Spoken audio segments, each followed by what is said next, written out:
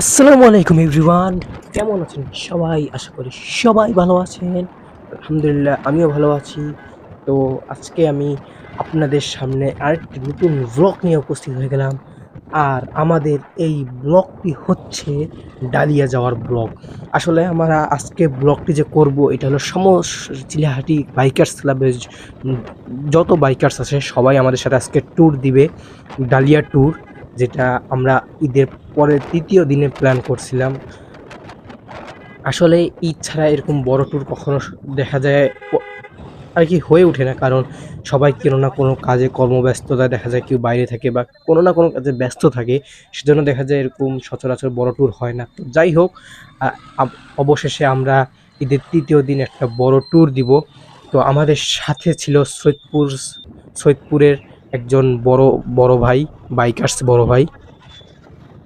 তো বড় ভাই আমাদেরকে আমরা যখন রওনা দিব তার আগে কিছু রুলস বলেছে যে আমরা কিভাবে বাইক রাইড করব, রাস্তায় কিভাবে একজন আরেকজনকে সংকেত দিব যে কোথায় স্লো করতে হবে, কোথায় কিভাবে চালাইতে হবে। আমরা রাস্তার যে রুলস আছে সেটা ফলো করে চলবো। আসলে এরকম ট্যুরে যখন দেখা যায় বড় ভাইরা থাকে যাদের অভিজ্ঞতা বেশি, তো অনেক কিছু তাদের থেকে শিখা যায়, অনেক কিছু তাদের কাছ থেকে নেওয়া যায়। আর যেহেতু দেখা যায় অনেকে কিন্তু বাইক চা রাইড করে কিন্তু আসলে বাইকের রুলস, রোডের রুলস কিভাবে চলাফেরা করতে হবে যে সেগুলো জানে না।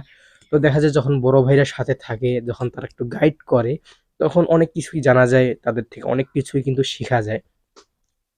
তো আমরা বড় ভাইয়ের থেকে সেই রুলসগুলা শুনে সেভাবেই আমরা রওনা দিয়ে দিলাম।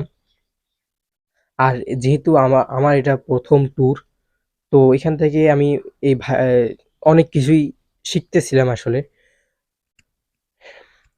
তো আমি ট্যুর দিচ্ছিলাম সায়েম ভাইয়ের সাথে।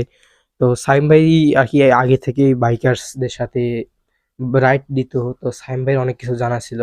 সায়েম ভাই আমাকে বলতেছিল যে কিভাবে বাইকের কোন রুলস, কিভাবে রাইড করতে হবে, কিভাবে কোনটা ফলো করতে হবে। সেই দিকটা বলছিল। আবার বলতেছিল যে যখন রাইড করব অবশ্যই হেলমেট আর গ্লোভস যেন সাথে রাখি। কারণ কি, যখন বলা যায় না দুর্ঘটনা তো আর বলেও আসে না। তো কিছু হলে যেন আমি সেফ থাকি সেটাই। আর যেহেতু আমি ছোট ছিলাম সেইজন্য সায়েম ভাই আমাকে প্রতিটা ব্যাপারই খুব ভালোভাবে একদম বুঝায় দিচ্ছিল যে কোনটা কোথায় প্রয়োগ করতে হবে, কোনটা কীভাবে ফলো করতে হবে। কথা বলতে, বলতে আমরা ডালিয়া চলে আসলাম। তো এখানে আমরা কিছুক্ষণ দাঁড়ায় দেখতেছিলাম যে ওই পাশে কিছু দোকান হয়েছে, আবার মানুষগুলো সেখানে একটু ভিড় আছে। তো আমরা সিদ্ধান্ত নিলাম যে আমরা ওই সাইডে যাবো, যে একটু দেখবো ওই সাইড দিয়ে। তো আমরা কথা মতো সেখানে রওনা দিয়ে দিলাম, সেখানে যাওয়া শুরু করে দিলাম আমরা। আসলে বলতে গেলে ঈদের সময় তো সবাই দেখা যায় ঘুরতে আসেই কমবেশ। তো কিছু জায়গাটা কিছুটা হলেও একটু ভিড় ছিল।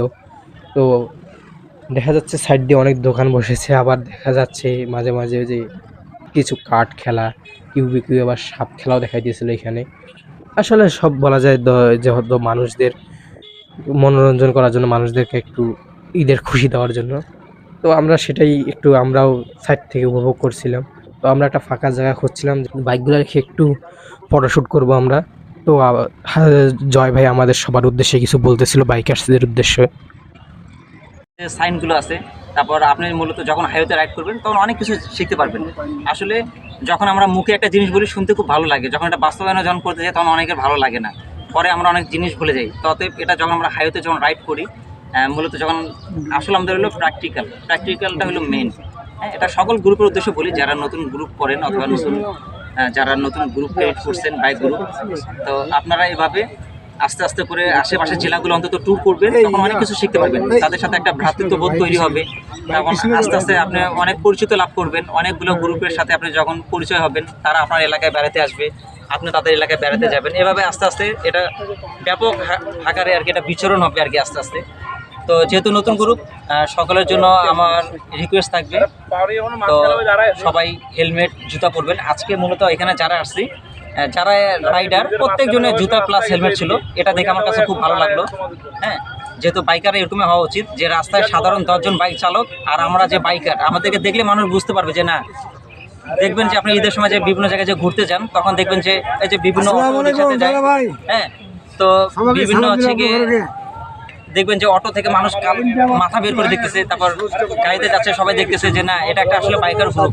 হ্যাঁ, এমনি আপনার যখন রাইড করবেন তখন আপনাদেরকে কেউ তাকাবে না, যখন আপনার সুশৃঙ্খলভাবে যাবেন নিয়ম অনুযায়ী, 4টা 5টা বাইক থাকবে, গ্রুপ হেলমেট, পিলিয়নে হেলমেট, একটা নিয়ম অনুযায়ী যাবেন, তখন আশেপাশের লোকজনও তাকায় দেখবে যে না এদের তো খুব ডিসিপ্লিন, খুব সুন্দর। তো আমাদের আসলে এরকম হওয়া উচিত। তো আস্তে আস্তে অনেক কিছু আমরা শিখতে পারবো। তো সবাই ভালো থাকবেন, আর সৈয়দপুর সকলের চায় দোয়া রইল। ভালো থাকবেন সবাই, আল্লাহ হাফেজ, আসসালামু আলাইকুম। ধন্যবাদ। তো জয় ভাই যা বললো আমরা ইনশাল্লাহ সবাই সব ফলো করব। আর জয় ভাই যে রুলসগুলো বললো বাইকার্সদের উদ্দেশ্যে, আসলে সেগুলো আমাদের ফলো করা উচিত। অন্তত আপনি ঠিক থাকলে আপনার ফ্যামিলি ঠিক থাকবে, এটা আমাদের মাথায় রাখা উচিত। আর যখনই রাইড করবেন একটা কথা মাথায় রাখবেন, আপনার ফ্যামিলি আগে। তো আর আপনার ফ্যামিলির জন্য আপনাকে কিন্তু বাসায় ফিরতে হবে, তো সেভাবে সেফলি রাইড করবেন। আর আমার একটা পরামর্শ থাকবে সবার জন্য, যারা রাইড করি কখনো দেখা যায় ভিড় রাস্তায় আমরা বাউলি মারবো না। আর রাস্তায় সবসময় আমরা হেলমেট, আর যখন আমরা রাইড করব তো সবসময় হেলমেট, জুতা আর গ্লোভস পরবো। কারণ নিজের সেফটি আগে। কেউ আমাদেরকে চ্যালেঞ্জ করলো যে আমাদের সাথে রাইড করুক বা আমাদের সাথে রেস করুক, এগুলোতে আমরা জড়াবো না। এইটা আমাদের সবসময় মাথায় রাখবো। তো আরো কিছুক্ষণ আশেপাশে ঘোরাঘুরি করলাম, করার পরে এবার আমাদের বাসায় যাওয়ার পালা। সবাই আমরা রওনা দিয়ে দিলাম বাসার উদ্দেশ্যে। আর তো আসলে বলতে গেলে বিকাল টাইম, আমাদের যেহেতু সন্ধ্যা হইতে হইতে বাসায় আসতে হবে, তো বিকাল টাইম আবহাওয়াটা অনেক সুন্দর ছিল, দেখতে অনেক ভালো লাগতেছিল। তো আর সাইম ভাইকে আবার ধন্যবাদ যে বড় ভাই হিসাবে সাপোর্ট করার জন্য। আর ইনশাল্লাহ আশা রাখি যে আমাদেরকে এইভাবে আরও সাপোর্ট দিবে বড় ভাই হিসাবে। এবং তো আশা রাখি যে এরকম সামনে আরও অনেক রাইড হবে, আর ইনশাল্লাহ আল্লাহ ভাগ্যে রাখলে আরও এরকম ঘোরা হবে। তো আজকের ব্লগ কেমন লাগলো সবাই কমেন্ট করে জানাবেন। ভিডিওটা ভালো লাগলে একটা লাইক করবেন এবং ভিডিওটা শেয়ার করে দিবেন, আর পেজটাকে ফলো করে দিবেন, আর সবাই সাপোর্ট করবেন। ধন্যবাদ।